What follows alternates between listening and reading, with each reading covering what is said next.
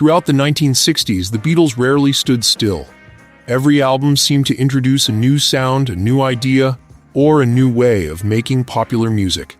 They evolved from the infectious energy of Beatlemania to the psychedelic experimentation of Sgt. Pepper's Lonely Hearts Club Band, constantly raising the bar for themselves and everyone else.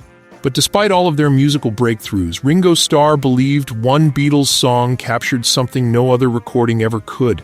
It wasn't one of their biggest hits. It wasn't their most ambitious production. Instead, it was a raw blues track from the White Album that, in his words, you can't top. That song was Yer Blues. On paper, Yer Blues seems like an unusual choice.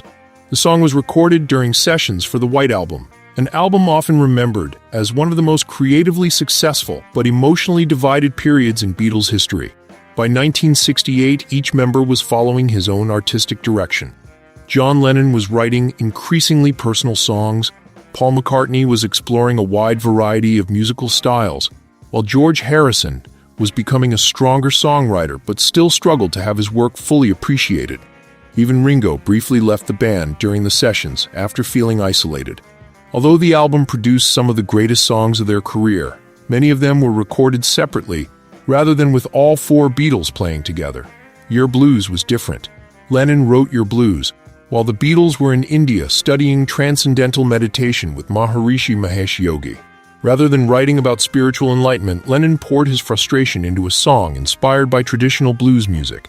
Years later, he told David Sheff that he had written it while trying to reach God and feeling suicidal.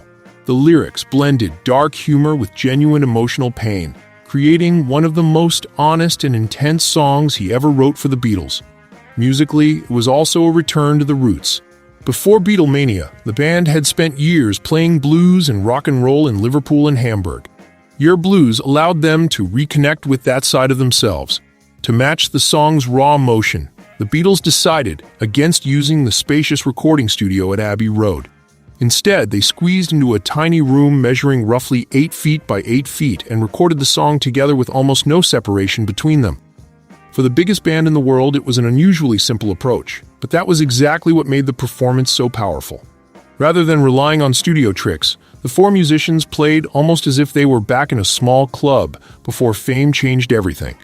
That recording session left a lasting impression on Ringo Starr. Looking back years later, he said, "Yer Blues on the White Album.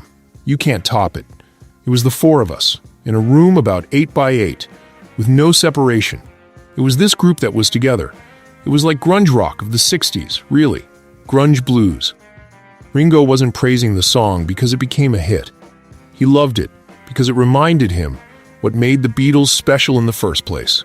By 1968, the band often worked separately in the studio, but Yer Blues forced them to play together, respond to each other's energy, and perform as a real band once again.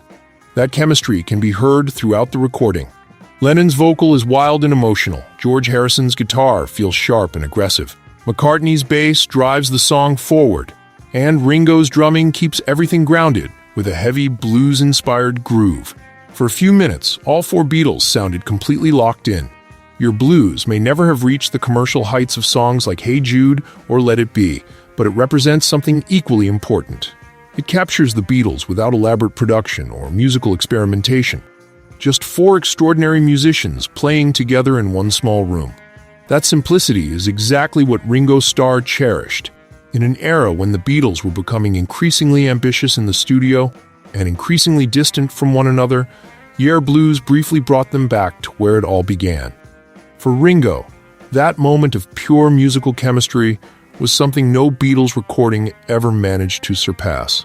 As he simply put it, you can't top it.